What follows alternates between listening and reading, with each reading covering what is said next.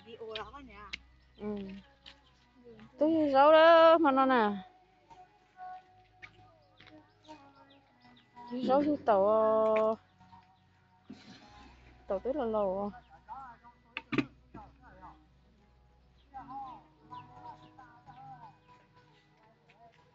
Nhưng mà giờ ai cũng như thấy cái có như có chợ đó à. Gạt đi, chứ rau mà hay thì tiền ơi.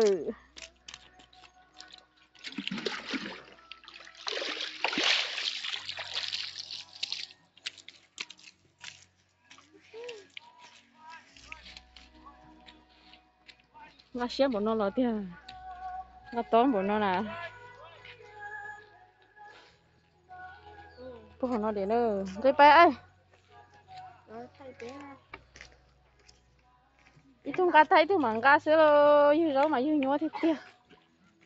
Cá lúc bán nó như thế ơi.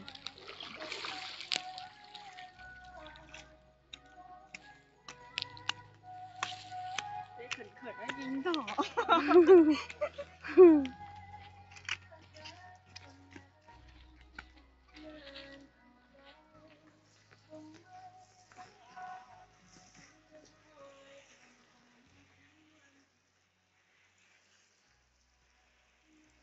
Như nó có sữa thì tao nó.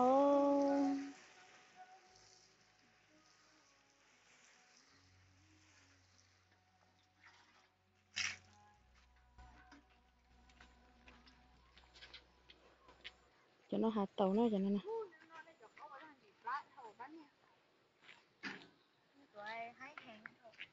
Thì tôi như nhiều đi.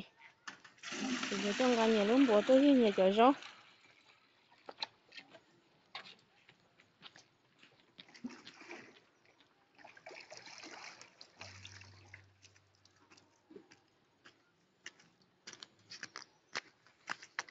Ở đây hai thì tiêu. Đây là như chỗ tàu nó nữa. Cái chai này chỉ chuột tàu là sữa chỉ mua rau lại. Chỗ đùa tàu là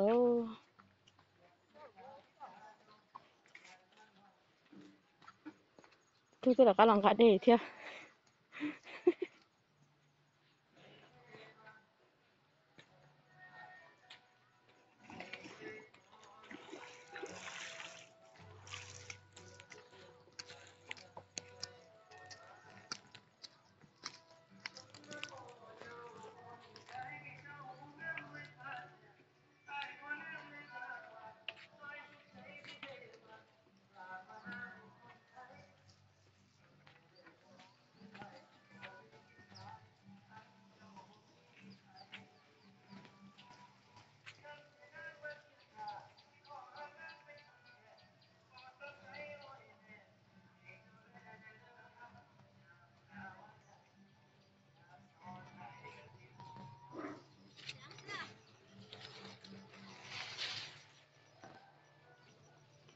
Cho nên chỉ cho đi cho tàu là sữa luôn.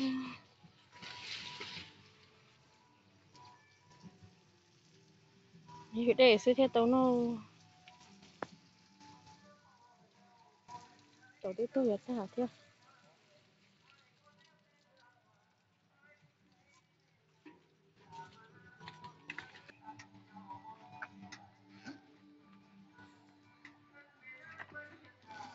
Cái cái thì đang lo sữa.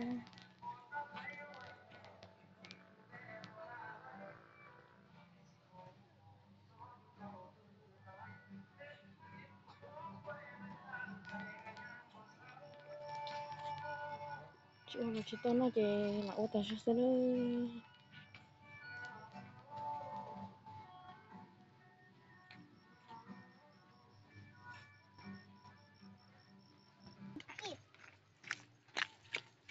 Lấy dưới tắp một trâu.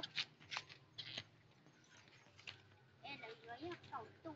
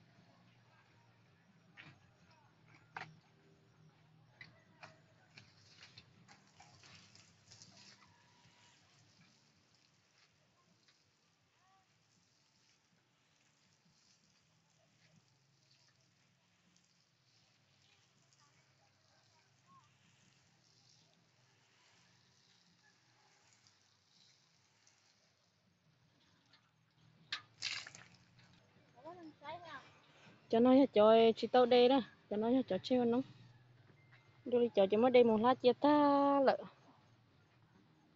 ở bên thằng ngò treo nóng nữa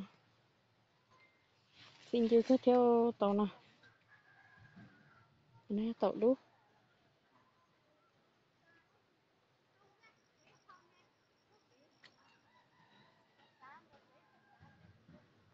tàu xả đó cho nó nè